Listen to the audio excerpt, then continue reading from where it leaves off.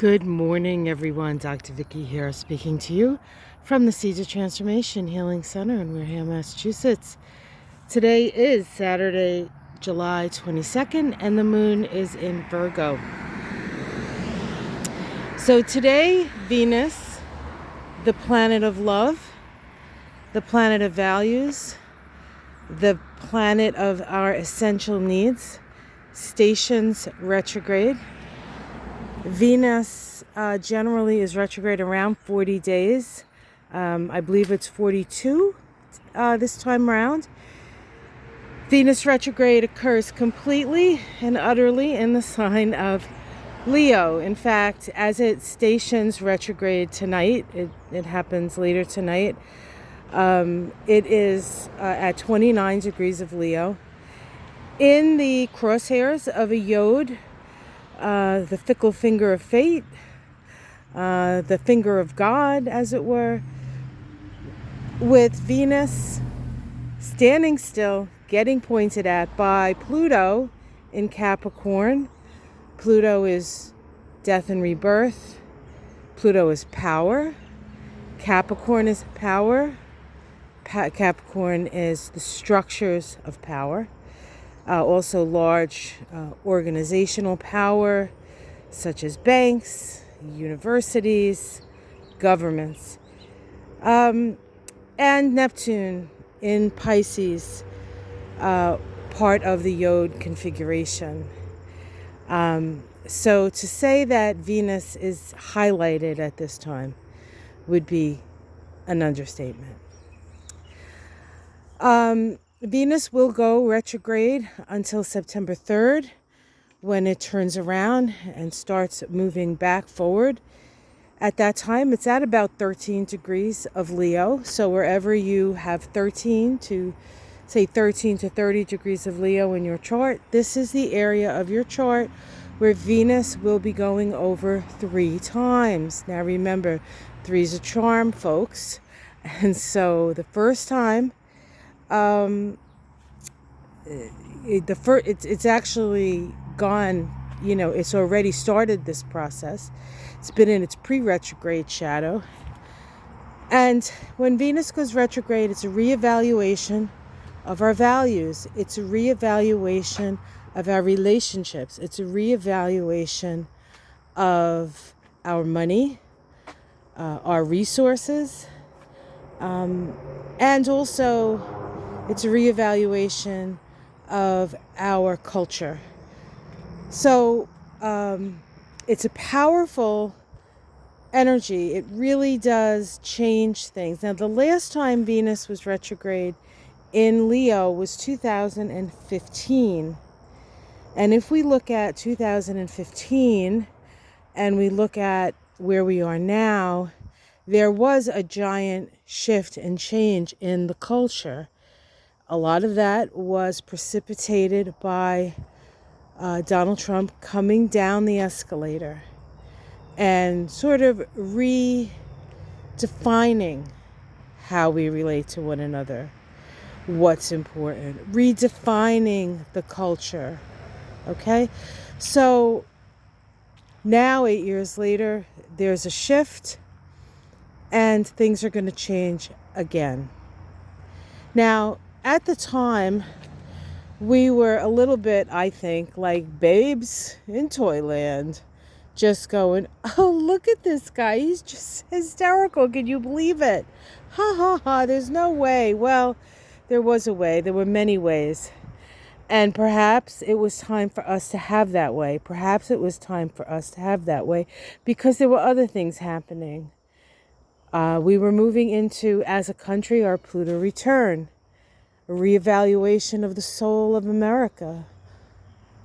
Since 9/11, we've been moving through an identity crisis, as at the time Pluto was moved over the ascendant of the United States and moved through the first house of the United States.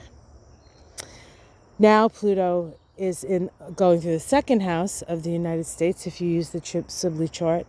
And this is the reevaluation of values. There's a lot of things that have happened since Pluto moved through Capricorn in 2008, the beginning, 2008. And it will be in Capricorn until January of next year.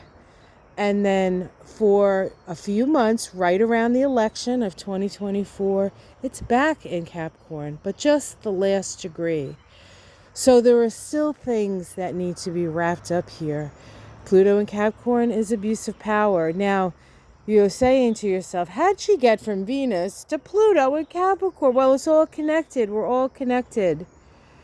This is all part of a cycle of really seeing, really evaluating what it is that we need to change in the culture, in our values, in the way we relate to one another.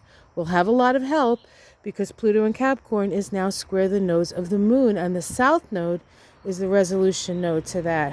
What does that mean? It just means that we need to deal with the south node of the moon, which is Libra, relationship, and the legal stuff.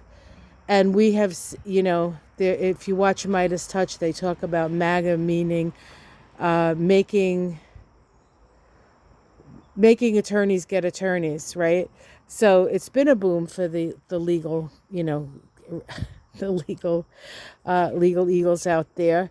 But it also points out, what's wrong with the legal system. And we don't have equality under the law. And so far, there are still a few people that are above the law. And all of this, of course, will continue to happen while Pluto squares the nodes.